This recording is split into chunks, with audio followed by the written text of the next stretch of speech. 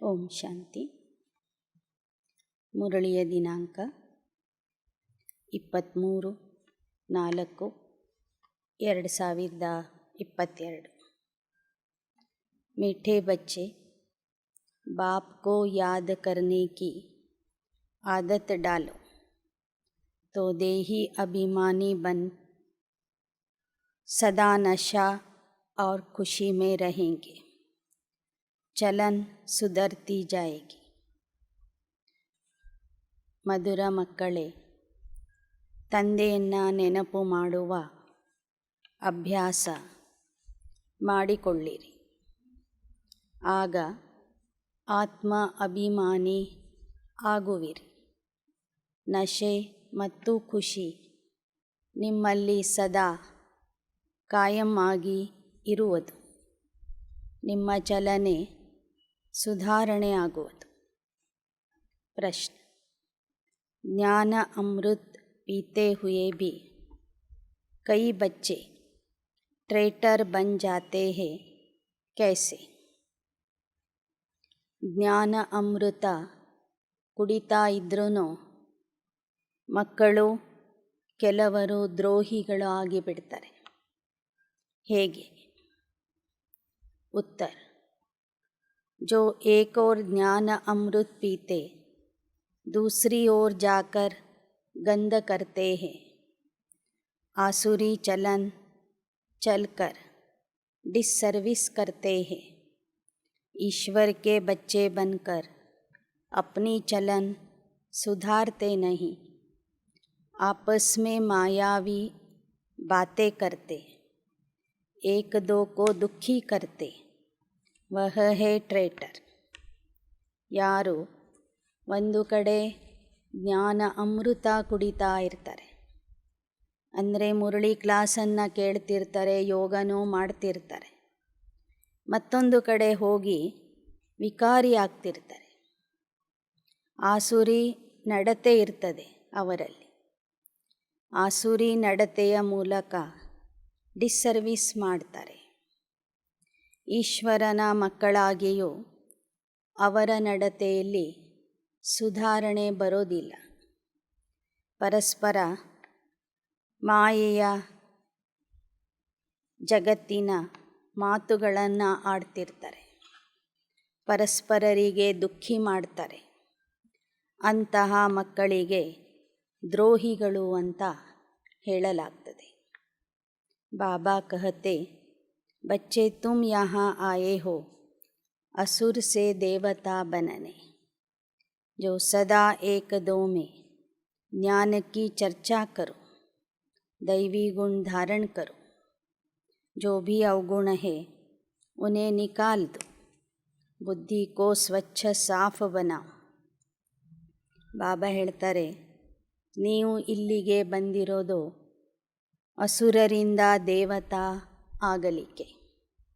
ಆದ್ದರಿಂದ ಪರಸ್ಪರ ಜ್ಞಾನದ ಚರ್ಚೆ ಮಾಡಿರಿ, ದೈವಿ ಗುಣಗಳನ್ನು ಧಾರಣೆ ಮಾಡಿಕೊಳ್ಳ್ರಿ, ಒಳಗಿರುವ ಅವಗುಣಗಳನ್ನು ತೆಗೆದುಹಾಕಿರಿ, ನಿಮ್ಮ ಬುದ್ಧಿಯನ್ನು ಸ್ವಚ್ಛ ಶುದ್ಧ ಮಾಡಿಕೊಳ್ಳಿರಿ. ಗೀತ ತಕದೀರ ಜಗಾಕರ್ ಆಯಿ ಹೂಂ, ಭಾಗ್ಯವನ್ನು ಬೆಳಗಿಸಿಕೊಂಡು ಬಂದಿದ್ದೇನೆ. ನಾವೆಲ್ಲರೂ ತಂದೆಯ ಮಕ್ಕಳಾಗಿದ್ದೀವಿ ಅಂದರೆ ಆಗಲೇ ಭಾಗ್ಯವನ್ನು ಪಡ್ಕೊಂಡು ಬಂದಿದ್ದೀವಿ. ಆ ಭಾಗ್ಯವನ್ನು ಈಗ ವೃದ್ಧಿ ಮಾಡ್ಕೋಬೇಕು. ಓಂ ಶಾಂತಿ. बच्चों ने गीत सुना और बच्चों ने ही गाया.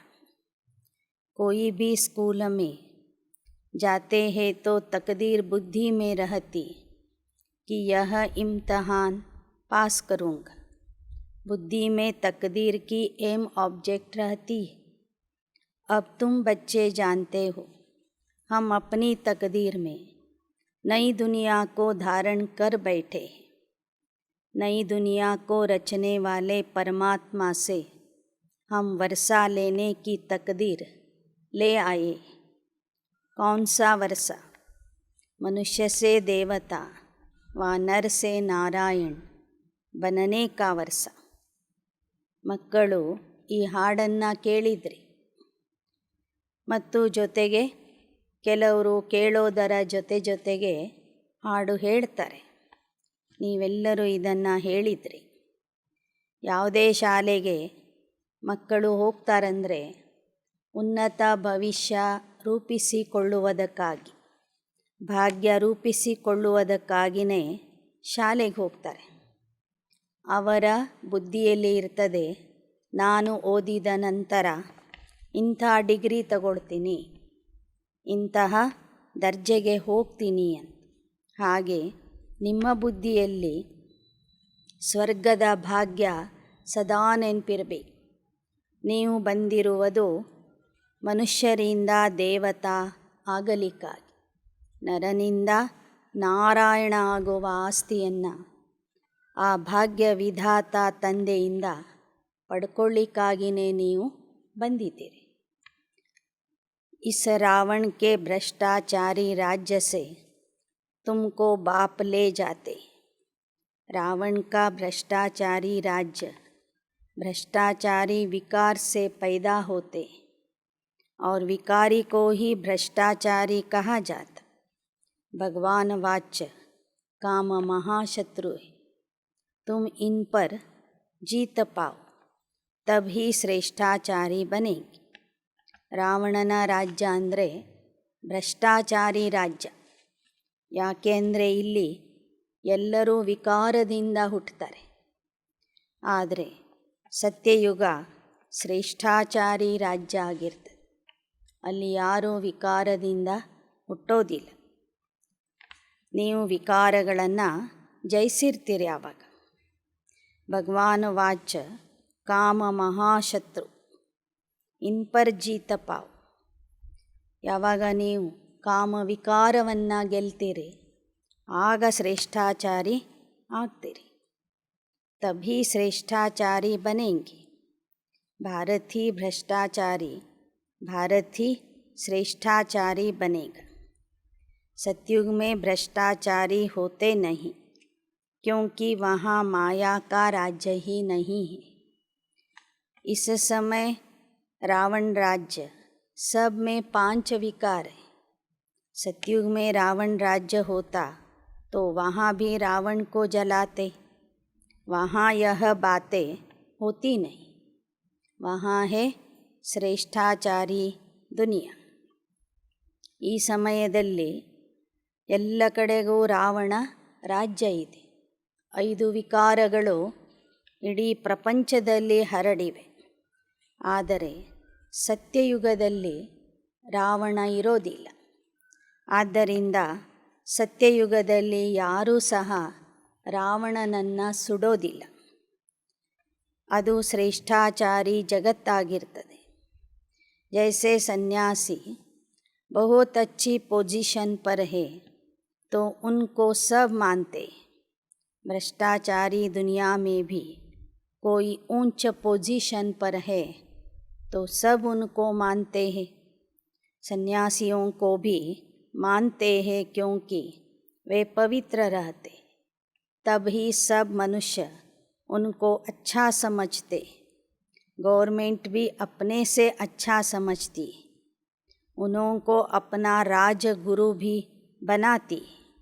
ಬಾಬಾ ಹೇಳ್ತಾರೆ, ಈ ಭ್ರಷ್ಟಾಚಾರಿ ಪ್ರಪಂಚದಲ್ಲಿನೂ ಯಾರಾದರೂ ಪವಿತ್ರತೆಯಿಂದ ಜೀವನ ನಡೆಸ್ತಾ ಇದ್ದರೆ ಅವ್ರಿಗೆ ಬಹಳ ಮಾನ್ಯತೆ ಕೊಡಲಾಗ್ತದೆ.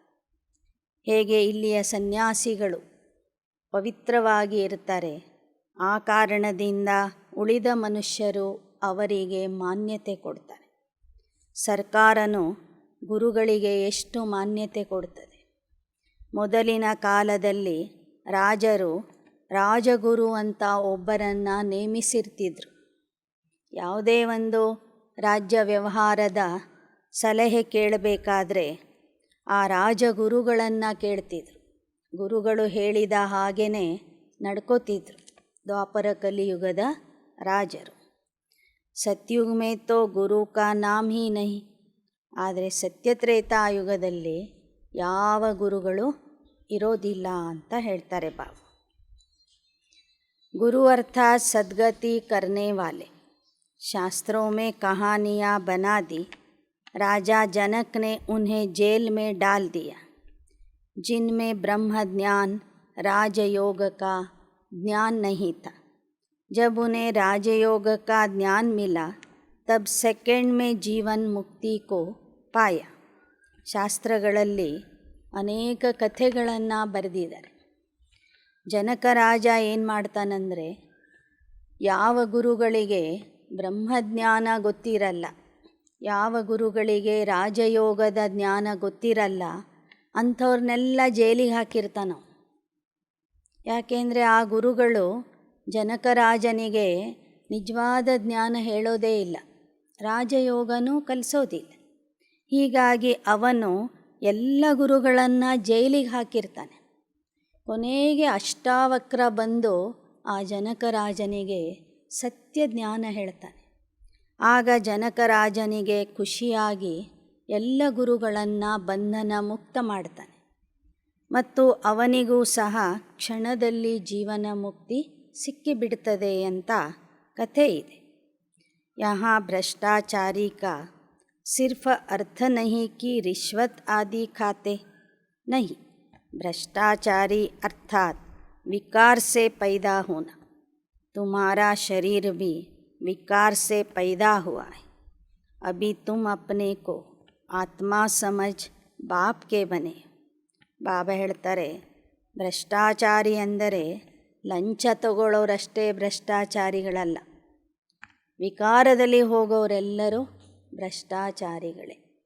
ಈ ಪ್ರಪಂಚದಲ್ಲಿ ಎಲ್ಲರೂ ವಿಕಾರದಿಂದ ಅಂದರೆ ಭ್ರಷ್ಟಾಚಾರದಿಂದ ಹುಟ್ಟುತ್ತಾ ಇದ್ದಾರೆ. ಈಗ ಬಾಬಾ ಹೇಳ್ತಾರೆ, ಆತ್ಮ ಆಗಿ ನನ್ನನ್ನು ನೆನಪು ಮಾಡಿರಿ, ದೇಹ ಅಭಿಮಾನ ಬಿಡಿ. तुम परमात्मा की मुखवंशावली हो, ईश्वरीय संतान. परमात्मा ने आकर तुम आत्माओं को अपना बनाया है. यह बहुत गुह्य बातें. ಬಾಬಾ ಹೇಳ್ತಾರೆ, ಈಗ ನೀವು ಪರಮಾತ್ಮನ ಮುಖವಂಶಾವಳಿ ಆಗಿದೆ. ಬ್ರಹ್ಮನ ಮುಖದಿಂದ ಪರಮಾತ್ಮನೇ ನಿಮಗೆ ಹುಟ್ಟಿಸಿದ್ದಾನೆ. ನೀವು ಈಶ್ವರನ ಮಕ್ಕಳಾಗಿದೆ. ಆದ್ದರಿಂದ ಆ ಪರಮಾತ್ಮನಿಗೆ ನೀವು ಅಪ್ಪ ಅಂತ ಕರೀತೀರಿ. सतयुग में आत्मा कोई परमात्मा को बाबा नहीं कहे, वहाँ तो जीव आत्मा को बाबा कहे. ಇಲ್ಲಿ ನೀವು ಆತ್ಮರು ಪರಮಾತ್ಮನಿಗೆ ಬಾಬಾ ಅಂತ ಕರೀತೀರಿ, ತಂದೆ ಅಂತ ಕರೀತೀರಿ. ಸತ್ಯಯುಗದ ದೇವತೆಗಳು ಅವ್ರ ತಂದೆಗೆ, ದೇಹಧಾರಿ ತಂದೆಗೆ ತಂದೆ ಅಂತ ಕರೀತಾರೆ. ಜೀವಾತ್ಮರು ಜೀವಾತ್ಮರಿಗೆ ತಂದೆ ಅಂತ ಕರೀತಾರೆ. ಇಲ್ಲಿ ನೀವು ಜೀವಾತ್ಮರು ಪರಮಾತ್ಮನಿಗೆ ತಂದೆ ಅಂತ ಕರೀತೀರಿ. ತುಮ್ ಜೀವ ಆತ್ಮ. अब बाबा ने कहा, अपने को आत्मा निश्चय कर परमात्मा को याद करो. सबसे उत्तम जन्म तुम ब्राह्मणों का है. आत्मा कहती हम आपके बच्चे बने, गर्भ से थोड़े ही निकले, बाबा को पहचान कर उनके बने हैं. ಈಗ ನೀವು ಪರಮಾತ್ಮನ ಮಕ್ಕಳಾಗಿದ್ದೀರಿ. ಅಂದರೆ ಪರಮಾತ್ಮನ ಗರ್ಭದಿಂದ ಹುಟ್ಟಿಲ್ಲ ನೀವು, ಅವನ ಪರಿಚಯ ಕೇಳಿ ತಿಳ್ಕೊಂಡು ಅವನ ಮಕ್ಕಳಾಗಿದ್ದೀರಿ. ಇದು ಬಹಳ ಸೂಕ್ಷ್ಮವಾದಂತಹ ವಿಷಯ ಆಗಿದೆ. ಅಬ್ ಶಿವ್ ಬಾಬಾ ಕೆ ಹಿ ಮತ್ ಪರ್ ಹಮ್ ಚಲೇಂಗೆ. बाबा ने कहा, जब बाबा के पास जाते हो तो यह निश्चय करो कि हम शिव बाबा के सामने बैठे हैं. आत्मा भी निराकार, ಶಿವ್ ಬಾಬಾ ಭಿ ನಿರಾಕಾರ. ಯಾವಾಗ ನೀವು ಮಧುಬನಕ್ಕೆ ಹೋಗ್ತೀರಿ, ಮೊದಲು ಬಾಬಾ ಬರ್ತಿದ್ರು ಗುಲ್ಜಾರ್ ದಾದಿಯವರ ದೇಹದಲ್ಲಿ. ಆವಾಗ ಬಾಬಾ ಹೇಳ್ತಿದ್ರು, ನಿಶ್ಚಯ ಮಾಡ್ಕೊಂಡು ಕೂತ್ಕೊಳ್ರಿ, ನಾನು ನಿರಾಕಾರ ಪರಮಾತ್ಮನ ಸನ್ಮುಖದಲ್ಲಿ ಕುಳಿತಿದ್ದೇನೆ ಅಂತ. ನನ್ನ ತಂದೆ ನಿರಾಕಾರ ಆಗಿದ್ದಾರೆ, ನಾನು ಆತ್ಮನೂ ನಿರಾಕಾರ ಆಗಿದ್ದೇನೆ. ಯಾದ ಸೆ ವಿಕರ್ಮ ವಿನಾಶ ಹೋತೆ, ಯಾದ ನಹಿ ಕಿಯಾ ತೋ ಭ್ರಷ್ಟಾಚಾರಿ ಬನೆ. ಬಾಬಾ ಹೇಳ್ತಾರೆ, ನೆನಪು ಮಾಡಿದರೆ ನಿಮ್ಮ ಪಾಪಗಳು ವಿನಾಶ ಆಗ್ತವೆ. ನೆನಪು ಮಾಡಿಲ್ಲ ಅಂದರೆ ನೀವು ಯಾವ ಥರ ಭ್ರಷ್ಟಾಚಾರಿ ಆಗಿದ್ರಿ ಹಾಗೇ ಉಳ್ಕೊಂಡು ಬಿಡ್ತೀರಿ.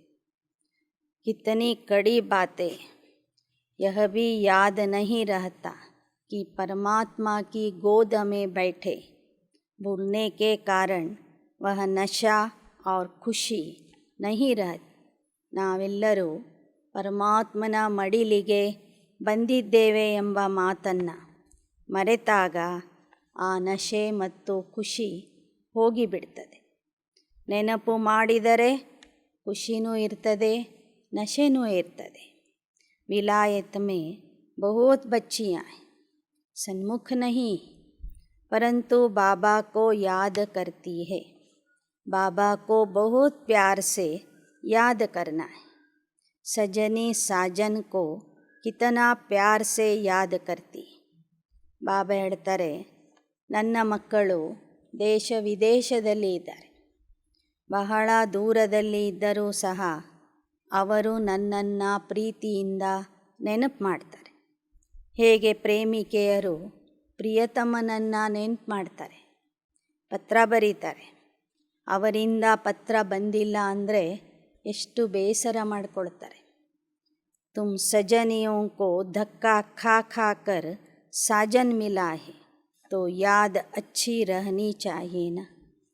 ಹಾಗೆ ನೀವು ಆ ಪ್ರಿಯತಮನನ್ನು ಹುಡ್ಕೋದಕ್ಕಾಗಿ ಅರ್ಧ ಕಲ್ಪದಿಂದ ಅಲ್ದಿದ್ದೀರಿ, ಎಷ್ಟೋ ಕಡೆ ಬಿದ್ದಿದ್ದೀರಿ, ಪೆಟ್ಟು ತಿಂದಿದ್ದೀರಿ. ಕೊನೆಗೆ ಅವನು ಸಿಕ್ಕಿದಾನಂದರೆ ಅವನನ್ನು ನೀವು ಎಂದು ಮರಿಬಾರದು, ನೆನಪು ಮಾಡಬೇಕು. ಚಲನ್ ಬಿ ಬಡಿ ಅಚ್ಚಿ ಚಾಯಿ, ಆಸುರಿ ಚಲನ್ ವಾಲೆ ಕಾ ಗಲಾ ಹಿ ಘುಟ್ ಜಾತಾ ಹೈ. ತಂದೆಯ ಮಕ್ಕಳಾಗಿದ್ದೀರಂದರೆ ನಿಮ್ಮ ವರ್ತನೆ, ಚಲನೆ, ನಡೆ, ನುಡಿ ಬಹಳ ಚೆನ್ನಾಗಿರಬೇಕು. ನಿಮ್ಮಲ್ಲಿ ಆಸುರಿ ವರ್ತನೆ ಇತ್ತು ಅಂದರೆ ನಿಮಗೆ ಜ್ಞಾನ ಹೇಳುವ ಧೈರ್ಯ ಬರೋದಿಲ್ಲ. ಗಂಟ್ಲ ಹಿಡಿದು ಬಿಡ್ತದೆ, ಧ್ವನಿನೇ ಬರೋದಿಲ್ಲ. ಚಲನ್ ಅಚ್ಚಿ ಚಾಯಿ, ಚಲನ್ ಸೆ ಬಾಪ್ ಸಮझ ಜಾತೆ. ಸರ್ವಿಸ್ ನಹಿ ಕರ್ತೆ ತೋ ಪದ ಭಿ ನಹಿ ಪಾ ಸಕೆಂಗೆ. ಯಾವ ಮಕ್ಕಳು ಕೇಳಿದ ಜ್ಞಾನವನ್ನು ಜನರಿಗೆ ಹೇಳೋದಿಲ್ಲ ಅಥವಾ ಯಾವುದೇ ರೀತಿಯ ಸೇವೆ ಮಾಡೋದಿಲ್ಲ, ಅವರಿಗೆ ಉನ್ನತ ಪದವಿ ಸಿಗೋದಿಲ್ಲ. ಪಹಲೆ ಬಾಪ್ ಕಾ ಬನನಾ ಹೇ, बीके बनना पड़े. बीके को ज़रूर शिव बाबा की याद रहेगी, क्योंकि दादे से वर्षा लेना है. ಮೊದಲು ತಂದೆಯ ಮಗು ಆಗಬೇಕು. ಪಕ್ಕಾ ಬ್ರಹ್ಮ ಕುಮಾರಿ ಆಗಬೇಕು. ನೆನ್ಪಿಟ್ಕೋಬೇಕು, ಅಜ್ಜನ ಆಸ್ತಿಗೆ ನಾವು ಅಧಿಕಾರಿ ಆಗ್ತಿದ್ದೇವೆ ಅಂತ. ऐसे कोई मत समझे भोग लगता है हम वह खाते हैं तो बुद्धियोग बाबा से लग जाएगा. नहीं, यह तो शुद्ध भोजन है, परंतु वह मेहनत न करे तो कुछ भी नहीं हुआ. ಬರೇ ಪ್ರಸಾದ ತಿನ್ನೋದ್ರಿಂದ ಯೋಗ ತಂದೆಯ ಕಡೆಗೆ ಹೋಗೋದಿಲ್ಲ. ನೀವು ಕಷ್ಟಪಟ್ಟು ಬಾಬವ್ರನ್ನ ನೆನಪು ಮಾಡಬೇಕು. ಪ್ರಸಾದ ಅಂದರೆ ನಿಮಗೆ ಶುದ್ಧವಾದಂತಹ ಊಟ ಸಿಗ್ತದೆ, ಬ್ರಹ್ಮಭೋಜನ ಅಂತ. ಆದರೆ ಬರೇ ಬ್ರಹ್ಮಭೋಜನ ತಿಂದುಬಿಟ್ರೆ ಯೋಗ ಹಿಡಿಸ್ಬಿಡುತ್ತಾ? ಇಲ್ಲ, ನೀವು ಕಷ್ಟಪಟ್ಟು ನೆನಪು ಮಾಡಬೇಕು ಅಂತ ಹೇಳ್ತಾರೆ ಬಾ. ಇನ್ನೇನು ಅಶುದ್ಧ ಆಹಾರದ ದೋಷದಿಂದ ನೀವು ಮುಕ್ತ ಆಗ್ತೀರಿ. ಅಶುದ್ಧ ಆಹಾರದ ದೋಷ ನಿಮಗೆ ತಾಗೋದಿಲ್ಲ ಪ್ರಸಾದ ಊಟ ಮಾಡೋದ್ರಿ. ಆದರೆ ಯೋಗ ಹಿಡಿಸ್ಬೇಕಂದ್ರೆ ನೀವೇ ಕಷ್ಟಪಟ್ಟು ನೆನಪು ಮಾಡಬೇಕು. ಆತ್ಮ ಕೋ ಶುದ್ಧ ಬನಾನೆ ಕೆ ಲಿಯೆ योग का बल चाहिए. पानी में स्नान करने से पावन नहीं बन सकते. यहाँ पवित्रता फर्स्ट है. ऐसे थोड़े ही कहेंगे जेवर झूठा है, सोना सच्चा है. वो लोग समझते हैं आत्मा शुद्ध है, जेवर झूठा है, उनको हम साफ करते, परंतु नहीं. ಬಾಬಾ ಹೇಳ್ತಾರೆ, ಒಳಗಿರುವ ಆತ್ಮ ಅಂದರೆ ಅದು ಬಂಗಾರ, ದೇಹ ಅಂದರೆ ಒಡವೆ. ಬಂಗಾರ ಶುದ್ಧವಾಗಿದೆ, ಒಡವೆ ಸರಿ ಇಲ್ಲ ಅಂತ ಹೇಳಲಿಕ್ಕಾಗುತ್ತಾ? ಬಂಗಾರ ಯಾವ ಕ್ವಾಲಿಟಿದಿರ್ತದೆ ಅದೇ ಥರ ಒಡವೆ ತಯಾರಾಗ್ತದೆ. ಬಾಬಾ ಹೇಳ್ತಾರೆ, ಈಗ ಬಂಗಾರದಲ್ಲೂ ಮಿಶ್ರಣ ಆಗಿದೆ, ಹೀಗಾಗಿ ದೇಹನೂ ರೋಗಿ ದೇಹ ಆಗಿದೆ. ಆದರೆ ಲೌಕಿಕ ಜನ ಏನು ಹೇಳಿದರು, ಆತ್ಮ ಒಳಗೆ ಪವಿತ್ರ ಶುದ್ಧವಾಗಿದೆ, ದೇಹ ಮಾತ್ರ ಅಶುದ್ಧ ಆಗಿದೆ ಅಂತ ಹೇಳಿದರು. ಅದಕ್ಕಾಗಿ ಗಂಗೆಯಲ್ಲಿ ಹೋಗಿ ಮುಳುಗ್ತಾ ಇದ್ದಾರೆ. ಒಳಗಿರುವ ಆತ್ಮ ಶುದ್ಧ ಇದೆ, ದೇಹ ಮಾತ್ರ ಅಶುದ್ಧ ಆಗಿರುವ ಕಾರಣ ದೇಹ ತೊಳ್ಕೊಳ್ಳಿಕ್ಕೆ ಎಲ್ಲಿ ಹೋಗ್ತಾರವರು? ಗಂಗಾ ಸ್ನಾನ ಮಾಡಲಿಕ್ಕೆ ಹೋಗ್ತಿದ್ದಾರೆ. ಆದರೆ ಬಾಬಾ ಹೇಳ್ತಾರೆ, ಒಳಗಿರುವ ಆತ್ಮ ಯಾವ ಥರ ಇರುತ್ತೋ ಅದೇ ಥರ ದೇಹದ ರಚನೆ ಆಗ್ತದೆ. ಸತ್ಯಯುಗದಲ್ಲಿ ಆತ್ಮ ಚೊಕ್ಕ ಬಂಗಾರ ಆಗಿತ್ತು, ದೇಹನೂ ಹೇಗಿತ್ತು ಆವಾಗ? ಕಂಚನಕಾಯ, ವಜ್ರಕಾಯ, ದೃಢಕಾಯ, ನಿರೋಗಿ ಕಾಯ ಇತ್ತು, ಕಂಚನಕಾಯ ಇತ್ತು. ಅಲ್ಲಿ ದೇಹನೂ ಸುಂದರವಾಗಿ. ಇಲ್ಲಿ ಆತ್ಮ ಕಪ್ಪಾಗಿರುವ ಕಾರಣ ದೇಹನೂ ಏನಾಗಿದೆ? ಕಪ್ಪಾಗಿದೆ. ಆತ್ಮ ಅಗರ್ ಶುದ್ಧ ಹೋತಿ ತೋ ಶರೀರ ಭೀ ಶುದ್ಧ ಹೋತಾ. ಬಾಬಾ ಹೇಳ್ತಾರೆ, ಆತ್ಮ ಶುದ್ಧ ಆಗಿದ್ರೆ ಈ ದೇಹನೂ ಶುದ್ಧನೇ ಆಗಿರ್ತಿತ್ತು. ದೇಹಕ್ಕೆ ನಾನಾ ನಮೂನಿ ರೋಗಗಳು ಬರ್ತಾ ಇದಾವಂದರೆ ಒಳಗಿರುವ ಆತ್ಮಕ್ಕೂ ಏನು ಹಿಡಿದಿದೆ? ರೋಗ ಹಿಡಿದಿದೆ ಅಂತ ಅರ್ಥ. वह तो संपूर्ण निर्विकारी सत्ययुग में होता है. चोला विकारी हो तो आत्मा फिर पवित्र कैसे हो सकती है? यह अच्छी तरह समझाना है. ಬಾಬಾ ಹೇಳ್ತಾರೆ, ಒಳಗಿರುವ ಆತ್ಮ ಪವಿತ್ರ ಇತ್ತು ಅಂದರೆ ದೇಹನೂ ಪವಿತ್ರ ಇರುತ್ತೆ. ಆತ್ಮ ಅಪವಿತ್ರ ಆದಾಗ ದೇಹನೂ ಅಪವಿತ್ರ ಆಗಿಬಿಡ್ತದೆ. ಈ ಮಾತನ್ನು ನೀವು ಜನರಿಗೆ ಸರಿಯಾಗಿ ತಿಳಿಸಿರಿ. तुम बच्चे जानते हो, गरीब ही गुप्त पुरुषार्थ कर राज्य भाग्य लेते, बाकी सबका विनाश होना है. यह ज्ञान है भारत के लिए. बाप कहते, मेरे भक्तों को यह ज्ञान सुनाओ. ಈ ಜ್ಞಾನ ಮಾರ್ಗದಲ್ಲಿ ಬಡವರೇ ಹೆಚ್ಚಿನ ಪುರುಷಾರ್ಥ ಮಾಡಿ ಒಳ್ಳೆ ಪದವಿಯನ್ನು ಪಡ್ಕೊಳ್ತಾರೆ. ಪುರುಷಾರ್ಥ ಮಾಡದೇ ಇರುವರು ವಿನಾಶ ಆಗಿ ಹೋಗ್ತಾರೆ. ಈ ಜ್ಞಾನ ವಿಶೇಷವಾಗಿ ಭಾರತೀಯರ ಸಲುವಾಗಿ ಇದೆ ಅಂತ ಹೇಳ್ತಾರೆ ಬಾಬಾ. ಇನ್ನು ಸೇವೆಗಾಗಿ ಬಾಬಾ ಹೇಳ್ತಾ ಇದ್ದಾರೆ, ನನ್ನ ಭಕ್ತರಿಗೆ, ನನ್ನ ಪೂಜಾರಿಗಳಿಗೆ ಹೋಗಿ ज्ञान ತಿಳಿಸ್ರಿ. शिव के पुजारी या देवताओं के पुजारी हो, दूसरे धर्मों में भी बहुत कन्वर्ट हो गए. ಶಿವನ ಪೂಜಾರಿಗಳು ಅಥವಾ ದೇವಿ ದೇವತೆಗಳ ಪೂಜಾರಿಗಳು, ಅವರಿಗೆ ನೀವು ಜ್ಞಾನ ತಿಳಿಸ್ರಿ. ಆದಿ ಸನಾತನ ದೇವತಾ ಧರ್ಮದವರು ಬೇರೆ ಬೇರೆ ಧರ್ಮಕ್ಕೂ ಸಹ ಕನ್ವರ್ಟ್ ಆಗಿ ಹೋಗಿದ್ದಾರೆ, ಅವರಿಗೂ ಜ್ಞಾನ ತಿಳಿಸಿ. ಉನ್ಮೇ ಭೀ ನಿಕಲ್ ಆಯೆ. ಈ ಧರ್ಮದವರು ಆ ಕಡೆಗೆ ಹೋಗಿದರೆ ಜ್ಞಾನ ಕೇಳಿ ಮತ್ತೆ ಅವರು ಈ ಧರ್ಮಕ್ಕೆ ವಾಪಸ್ ಬರ್ತಾರೆ. ಮೂಲ ಬಾತ್ ಹೇ ಪವಿತ್ರತಾ ಕಿ. ತಬ್ ತೋ अपवित्र मनुष्य उन्हों को अपना गुरु बनाए माथा टेक दे. परमात्मा एवर पवित्र, उनको संपूर्ण निर्विकारी कहेंगे. परमात्मा की महिमा अलग है, देवताओं की महिमा अलग है. ಪರಮಾತ್ಮನ ಮಹಿಮೆನೇ ಬೇರೆ, ದೇವತೆಗಳ ಮಹಿಮೆನೇ ಬೇರೆ. ಈ ಸಾಧು ಸಂತರು ಗುರುಗಳು ಇವರ ಮಹಿಮೆನೇ ಬೇರೆ ಆಗಿದೆ. यह बातें बुद्धि में धारण कर औरों को भी समझाना है. यादव और कौरव यथा राजा रानी तथा प्रजा सब ने विनाश को पाया. बाकी जय जयकार पांडवों की हुई. ಮಹಾಭಾರತ ಯುದ್ಧದಲ್ಲಿ ಕೌರವರು ಪಾಂಡವರಿಗೂ ಯುದ್ಧ ನಡೀತು ಅಂತ ಬರೆದಿದ್ದಾರೆ. ಕೌರವರು, ಪಾಂಡವರು, ಯಾದವರು ಎಲ್ಲರೂ ನಾಶ ಆಗಿ ಹೋದರು ಅಂತಲೂ ಬರೆದಿದೆ. ಆದರೆ ಕೊನೆಗೆ ಜಯ ಜಯಕಾರ ಆಗಿದ್ದು ಪಾಂಡವರಿಗೆ ಅಂತಲೂ ಬರೆದಿದೆ. ವಹ ಹೇ ಗುಪ್ತ ಶಾಸ್ತ್ರೋं में दिखाया ಪಾಂಡವ್ ಪಹಾಡೋं पर ಗಲ್ ಗಯೆ. ಬಾಬಾ ಹೇಳ್ತಾರೆ, ಪಾಂಡವರ ವಿಜಯ ಗುಪ್ತವಾಗಿತ್ತು. ಪಾಂಡವರು ವಿಜಯಶಾಲಿ ಆದ ನಂತರನೂ ಹಿಮಾಲಯಕ್ಕೆ ಹೋಗಿ ಕರಗಿ ಹೋದರು ಅಂತ ಬರೆದಿದ್ದಾರೆ. ಪ್ರಲಯ ಕಾ ಹಿಸಾಬ್ ಕಿತಾಬ್ ನಿಕಾಲ್ ದಿಯಾ ಪರಂತು ಪ್ರಲಯ ತೋ ಹೋತಿ ನಹಿ. ಅದರಲ್ಲಿ ಬರೆದಿದ್ದಾರೆ ಪ್ರಲಯ ಆಗ್ತದೆ ಅಂತ. ಆದರೆ ಬಾಬಾ ಹೇಳ್ತಾರೆ, ಈ ಜಗತ್ತು ಸಂಪೂರ್ಣ ಪ್ರಲಯ ಆಗೋದಿಲ್ಲ, ಪರಿವರ್ತನೆ ಆಗ್ತದೆ. ಗೀತಾ ಕಾ ಭಗವಾನ್ ಕಹತೆ ಮೈ ಧರ್ಮ ಕಿ ಸ್ಥಾಪನಾ ಕರ್ತಾ. ಬಾಬಾ ಹೇಳ್ತಾರೆ, ಅಧರ್ಮದ ನಾಶ, ಸದ್ಧರ್ಮದ ಸ್ಥಾಪನೆ ಮಾಡ್ತೀನಿ. ಆ ಸದ್ಧರ್ಮ ಅಂದರೆ ಆದಿ ಸನಾತನ ದೇವತಾ ಧರ್ಮದವರು ಮಹಾಭಾರತ ಯುದ್ಧದ ನಂತರ ಭಾರತದಲ್ಲಿ ರಾಜ್ಯ ಆಳ್ತಾರೆ. ಇಲ್ಲಿ ಸಂಪೂರ್ಣ ಪ್ರಲಯ ಆಗೋದಿಲ್ಲ ಅಂತ ಬಾಬಾ ಹೇಳ್ತಾರೆ. ಬಾಬಾನೇ ಚಿತ್ರ बनवाए हैं कि कैसे हम राजयोग में रहते. ऊपर में शिव बाबा का चित्र हो.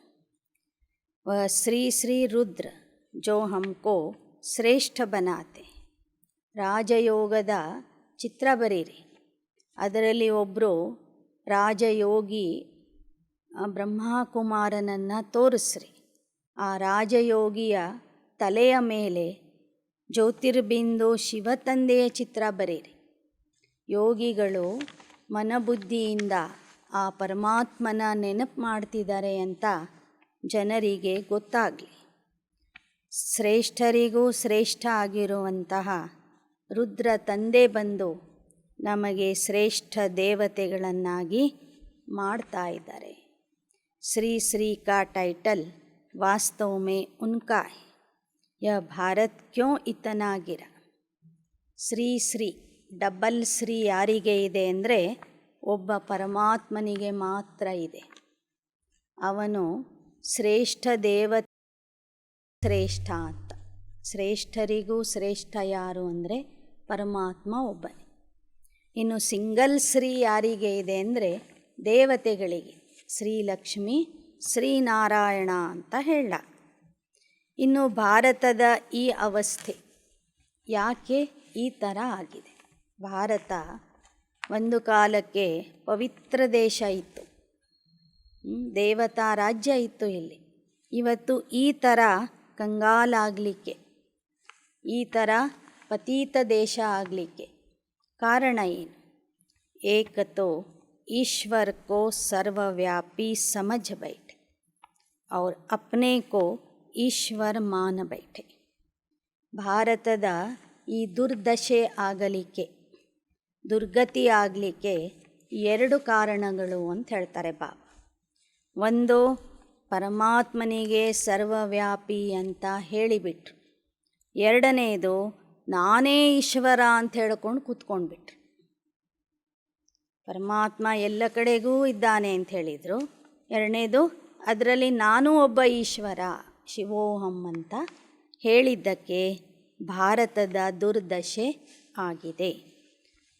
ತುಮ್ ಜಾನ್ತೆ ಹೋ ಸದ್ಗುರು ಏಕ ಬಾಪ್ ಹೈ, ಉನ್ಕಿ ಯಹ ಜನ್ಮಭೂಮಿ.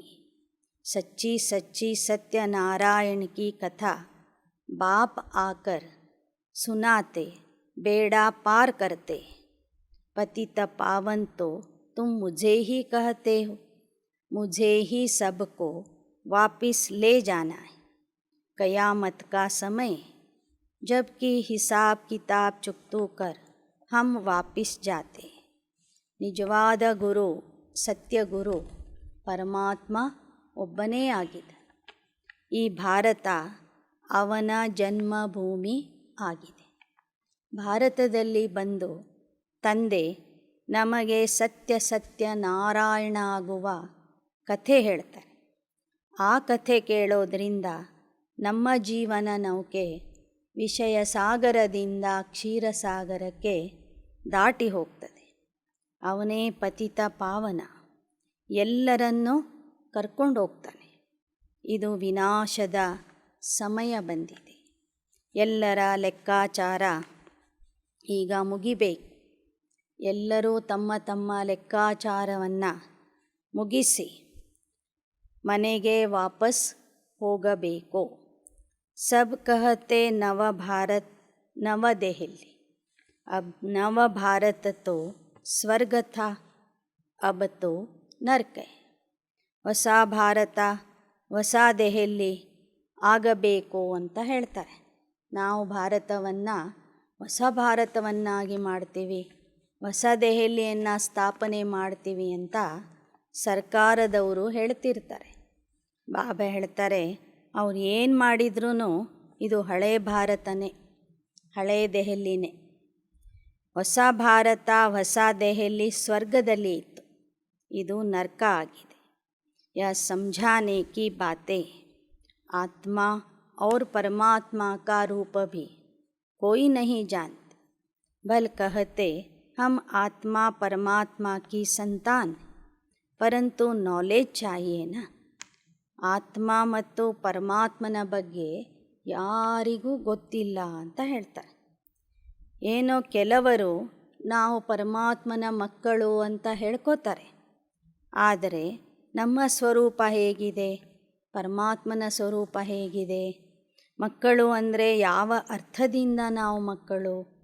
ತಂದೆಯಾಗಿ ಅವನು ನಮಗೇನು ಕೊಡ್ತಾನೆ, ಇದರ ಬಗ್ಗೆ ಏನೂ ಗೊತ್ತಿಲ್ಲ.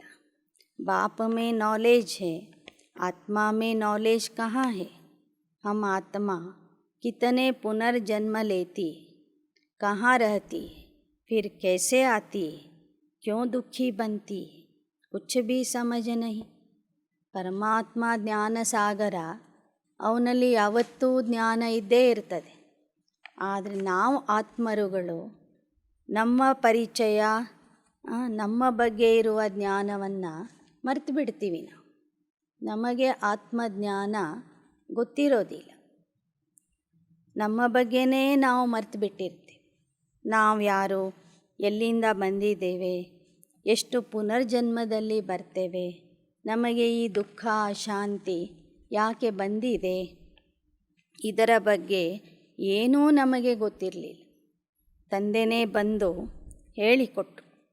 ನಾವು ಆತ್ಮ ಆಗಿದ್ರೂ ಸಹ ನಮಗೆ ನಾವು ದೇಹ ಅಂತಲೇ ತಿಳ್ಕೊಂಡಿದ್ವಿ, ಉಲ್ಟಾ ತಿಳ್ಕೊಂಡಿದ್ವಿ.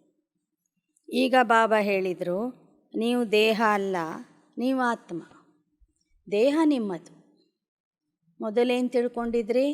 ನೀವೇ ದೇಹ, ನಿಮ್ಮೊಳಗೆ ಒಂದು ಆತ್ಮ ಇದೆ ಅಂತ ತಿಳ್ಕೊಂಡಿದ್ರಿ. ಈಗ ಬಾಬಾ ಏನು ಹೇಳಿದರು? ನೀವೇ ಆತ್ಮ, ಈ ದೇಹ ನಿಮ್ಮದು. ಇದು ಕೆಲಸ ಮಾಡೋದಕ್ಕಾಗಿ ಪರಮಾತ್ಮ ಕೊಟ್ಟಿರುವಂಥ ಯಂತ್ರ ಅಥವಾ ಮನೆ, ಇದು ಆತ್ಮದ ರಥ ಇದು ಅಂತ ಬಾಬಾ ನಮಗೆ ಆತ್ಮದ ಪರಿಚಯ ಕೊಟ್ಟರು. अब बाप कहते मैं तुमको पवित्र बनाने आया, तो वह दैवी गुण भी चाहिए. मैं देवता बन रहा, मेरे में अवगुण नहीं होना चाहिए, नहीं तो 100 गुना दंड खाना पड़ेगा. पवित्रता की प्रतिज्ञा करके कोई बुरा कर्तव्य करते हैं तो 100% अपवित्र भी बन पड़ते. सर्विस के बदले डिसर्विस करते, इसलिए फिर पद भ्रष्ट हो जाता है.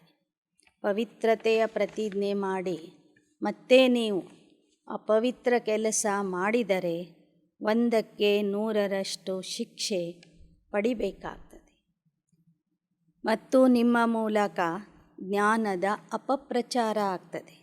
ನಿಮ್ಮ ಪದವಿಯನ್ನು ನೀವೇ ಕಳ್ಕೋತೀರಿ.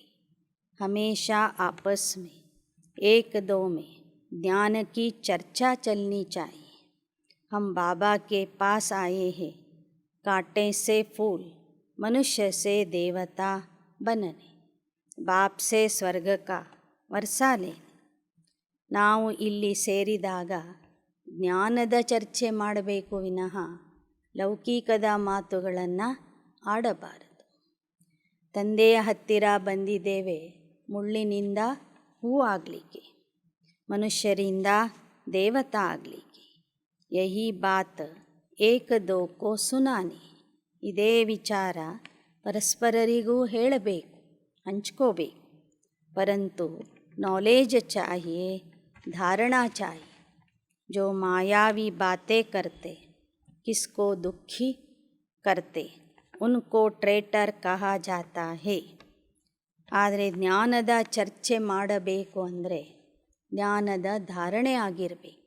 ಅವ್ರು ಮಾತ್ರ ಜ್ಞಾನದ ಬಗ್ಗೆ ಮಾತಾಡ್ತಾರೆ. ಇಲ್ಲದಿದ್ದರೆ ಮಾಯೆಯ ವಿಚಾರಗಳನ್ನು ಮಾತಾಡ್ತಾರೆ, ಲೌಕಿಕದ ವಿಚಾರಗಳನ್ನು ಮಾತಾಡ್ತಾರೆ, ಪರಸ್ಪರರಿಗೆ ದುಃಖ ಕೊಡ್ತಾರೆ. ಅಂತಹ ಮಕ್ಕಳಿಗೆ ದ್ರೋಹಿಗಳು ಅಂತ ಹೇಳಲಾಗ್ತದೆ.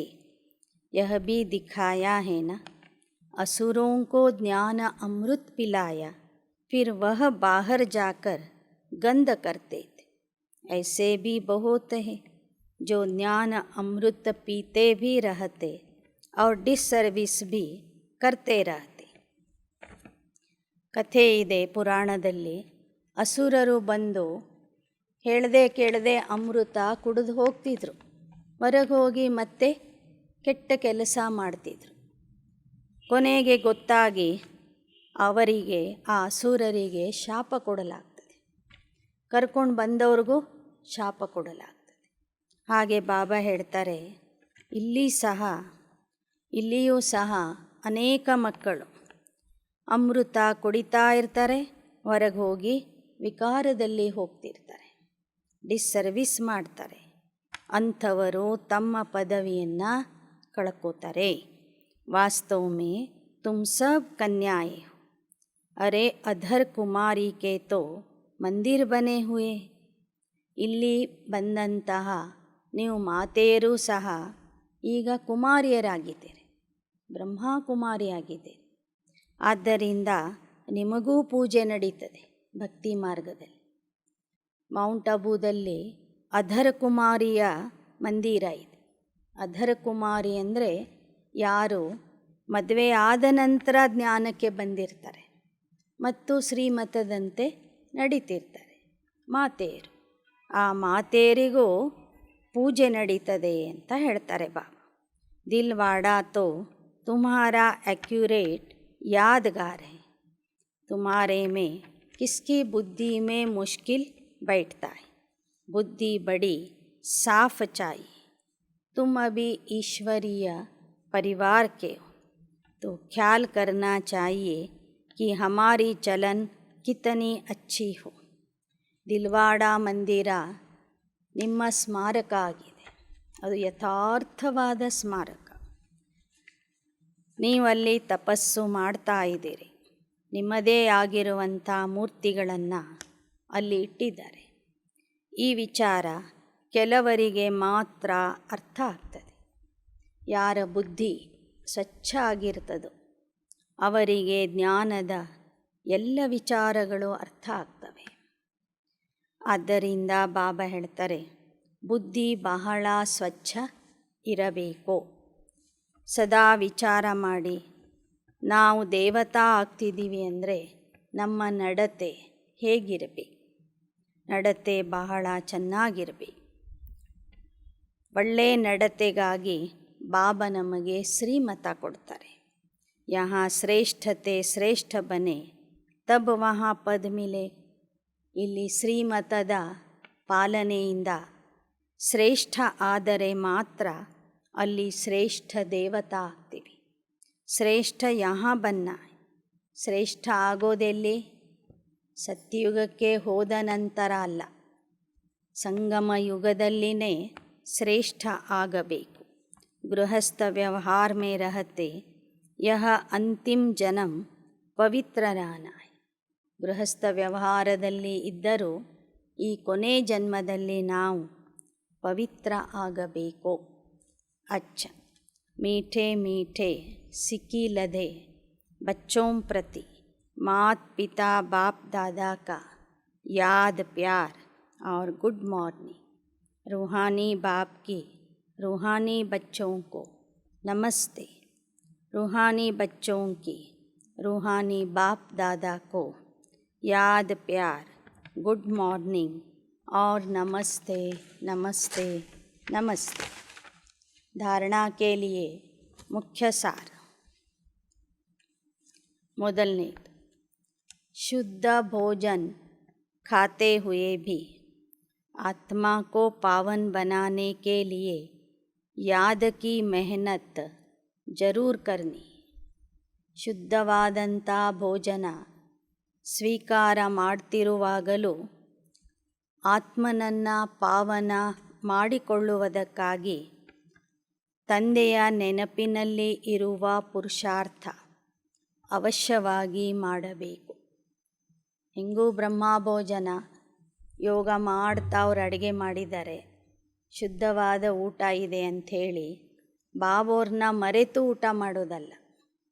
ಆ ಬ್ರಹ್ಮಭೋಜನನೇ ಇರಲಿ, ಅದನ್ನು ಬಾಬೋರ್ನ ನೆನಪು ಮಾಡ್ತಾ ಸ್ವೀಕಾರ ಮಾಡು. ನೆನಪಿನ ಪುರುಷಾರ್ಥ ಅವಶ್ಯವಾಗಿ ಮಾಡಲೇಬೇಕು. याद से ही श्रेष्ठाचारी बनना है, विकर्म विनाश करने. ನೆನಪಿನ ಬಲದಿಂದ ಶ್ರೇಷ್ಠಾಚಾರಿ ಆಗಬೇಕು, ವಿಕರ್ಮಗಳನ್ನು ನಾಶ ಮಾಡ್ಕೋಬೇಕು. ಎರಡನೇದು, इस कयामत के समय में जबकि घर वापस जाना है तो पुराना सब हिसाब किताब चुकतू कर देना है. आपस में ज्ञान की चर्चा करनी, ಮಾಯಾವಿ ಬಾತೆ ನಹಿ ಕರ್ನಿ. ಈ ವಿನಾಶದ ಸಮಯದಲ್ಲಿ, ಅಂದರೆ ಮನೆಗೆ ಹೋಗುವಂತಹ ಸಮಯದಲ್ಲಿ ನಮ್ಮ ಲೆಕ್ಕಾಚಾರವನ್ನು ಸ್ವಚ್ಛ ಮಾಡ್ಕೋಬೇಕು. ಪರಸ್ಪರ ಜ್ಞಾನದ ಚರ್ಚೆ ಮಾಡಬೇಕು ವಿನಃ ಲೌಕಿಕದ ಮಾತುಗಳನ್ನು, ಮಾಯಾವಿ ಮಾತುಗಳನ್ನು आड़बारदु. वरदान, प्योरिटी की रॉयल्टी द्वारा ब्राह्मण जीवन की विशेषता को प्रत्यक्ष करने वाले संपूर्ण पवित्र भव. ಪವಿತ್ರತೆಯ ಘನತೆಯಿಂದ ಬ್ರಾಹ್ಮಣ ಜೀವನದ ವಿಶೇಷತೆಯನ್ನು ಪ್ರತ್ಯಕ್ಷ ಮಾಡುವಂತಹ ಸಂಪೂರ್ಣ ಪವಿತ್ರ ಆತ್ಮ ಆಗಿರಿ. प्योरिटी की रॉयल्टी ही ब्राह्मण जीवन की विशेषता है. जैसे कोई रॉयल फैमिली का बच्चा होता है, उसके चेहरे से, चलन से मालूम पड़ता है कि यह कोई रॉयल कुल का है. ऐसे ब्राह्मण जीवन की परख प्योरिटी की झलक से होती. चलन और चेहरे से प्योरिटी की झलक तब दिखाई देगी जब संकल्प में भी अपवित्रता का नाम निशान न हो. प्योरिटी अर्थात किसी भी विकार व अशुद्धि का प्रभाव न हो, तब कहेंगे ಸಂಪೂರ್ಣ ಪವಿತ್ರ. ಪವಿತ್ರತೆಯ ಘನತೆಯೇ ಬ್ರಾಹ್ಮಣ ಜೀವನದ ವಿಶೇಷತೆ ಆಗಿದೆ. ಹೇಗೆ ರಾಯಲ್ ಪರಿವಾರದ ಮಕ್ಕಳಲ್ಲಿ ಅವರ ಚೆಹರೆಯಲ್ಲಿ, ಅವರ ಚಲನೆಯಲ್ಲಿ, ನಡತೆಯಲ್ಲಿ ಆ ಒಂದು ಘನತೆ ಕಾಣ್ತಾ ಇರ್ತದೆ. ರಾಜ ಮನೆತನದ ಜನರನ್ನು ನೋಡಿದ್ರೇ ಗೊತ್ತಾಗ್ತದೆ ಇವರು ಸಾಮಾನ್ಯರಲ್ಲ, ರಾಯಲ್ ಪರಿವಾರದವರು.